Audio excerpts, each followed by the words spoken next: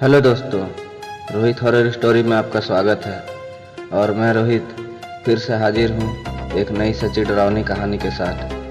तो दोस्तों, कहानी की तरफ बढ़ने से पहले आप हमारे चैनल पर पहली बार आए हैं तो सब्सक्राइब करना ना भूलें, क्योंकि इस चैनल पर मैं रोज़ाना एक नई डरावनी कहानी लेकर आता हूँ। तो चलिए बढ़ते हैं आज की कहानी की ओर।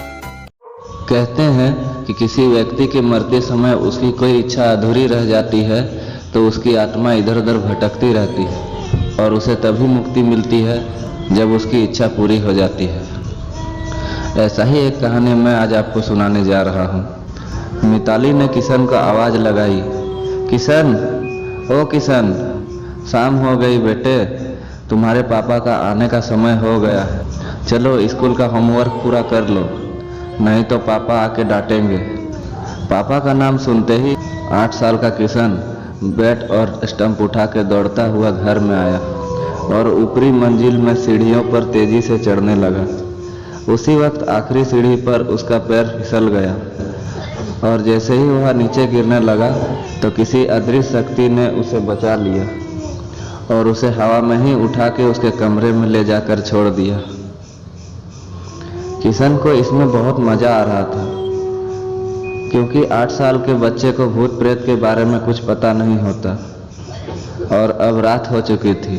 किशन के पापा भी घर आ चुके थे।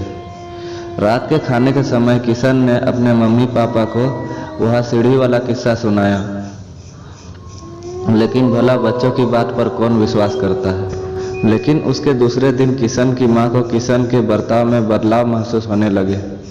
वह स्कूल का होमवर्क समय पर पूरा करने लगा, सुबह स्कूल के लिए खुद से ही तैयार होने लगा। किशन ज़्यादातर समय अपने कमरे में ही रहता था। एक दिन मिताली सीढ़ियों से ऊपर जा रही थी,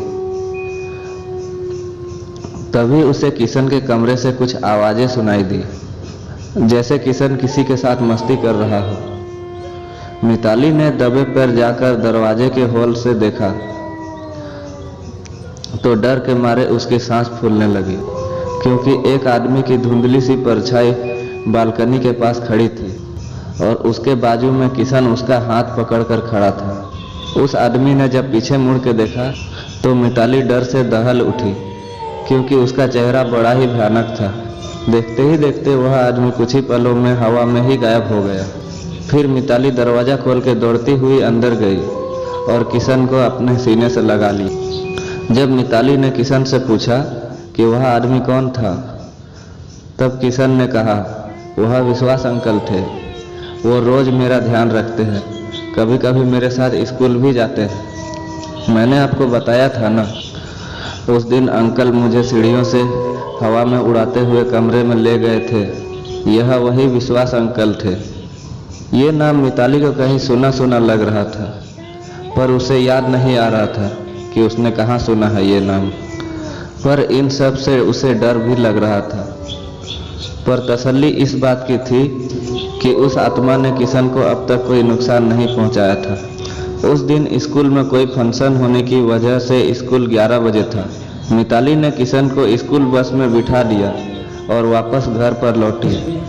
तभी उसने पाया कि बेडरूम में लगे हुए आईने पर लिपस्टिक से एक नाम लिखा हुआ था, मदर टेरेसा अनाथालय, जहां से मिताली और उसके पति आरव ने किरण को गोद लिया था। मिताली ने उसी समय घर को ताला लगा के आरव को कॉल किया और उसे तुरंत अनाथालय में बुला लिया और गाड़ी निकाल के खुद भी अनाथालय की ओर निकल पड़ी। दोनों वहां पर एक साथ पहुंचे और जाकर वहां के संचालक से मिलकर किरण के भूतकाल के विषय में जानकारी की मांग की, पर संचालक महोदय कुछ भी बताने को तैयार नहीं थे। तब मिताली ने उन्हें सब हकीकत और वह नाम बताया। वह सुनकर संचालक महोदय सच्चाई बताने के लिए राजी हो गए और वह बोले कि विश्वास त्यागी यह किशन के पिता का नाम है। किशन को जन्म देते वक्त उसकी माँ गुजर गई थी। उसके बाद उसके पिता ने ही उसे पाला, पर बदकिस्मती से एक कार एक्सीडेंट में उनकी भी मौत हो गई। किशन भी उसी कार में था। पर वह किस्मत से बच गया था। लेकिन सिर पर गहरी चोट लगने की वजह से उसकी याददाश्त चली गई है। जब तक किशन के कोई रिश्तेदार नहीं मिल जाते तब तक कोर्ट ने उसकी हिफाजत की जिम्मेवारी हम पर सौंपी है। उसके बाद हमें भी बार बार ऐसा महसूस हुआ कि किशन की हिफाजत कोई रूहानी ताकत कर रही है, पर उस रूह ने उसे कभी कोई नुकसान नहीं पहुंचाया। यह बात भी सच है। सारी बात समझने के बाद मिताली और आरव घर पर लौटे और जब वह बेडरूम में बैठे बातें कर रहे थे तभी उनके सामने ही वहां के आईने के पास रखी एक लिपस्टिक हवा में उठी और आईने पर लिखा, मेरे किशन को पढ़ा लिखा कर एक अच्छा इंसान बनाना, यही मेरी आखिरी इच्छा है। इसके बाद खिड़की के पास एक धुंधली सी आकृति दिखाई दी और फिर आवाज़ सुनाई दी, मैं हमेशा किरण के आसपास रहूँगा। इस आवाज़ के साथ वह आकृति अदृश्य हो गई। तो दोस्तों, ये थी आज की कहानी। अगर कहानी आपको अच्छी लगी हो तो वीडियो को एक लाइक कीजिए, अपने दोस्तों के साथ शेयर कीजिए और इसी तरह की और नई नई कहानियाँ सुनने के लिए हमारे चैनल को सब्सक्राइब करके बेल नोटिफिकेशन को ऑल पर कर लीजिए। और अगर आप मुझे अपनी कहानी भेजना चाहते हैं तो मेरे इंस्टाग्राम आईडी पे मुझे मैसेज कीजिए, लिंक आपको वीडियो के डिस्क्रिप्शन में मिल जाएगा। और मेरा यूज़र नेम है रोहित यूट्यूबर 25। तो चलिए दोस्तों, मिलते हैं आपसे एक नई कहानी के साथ। तब तक के लिए अपना ख्याल रखिएगा। Bye and take care.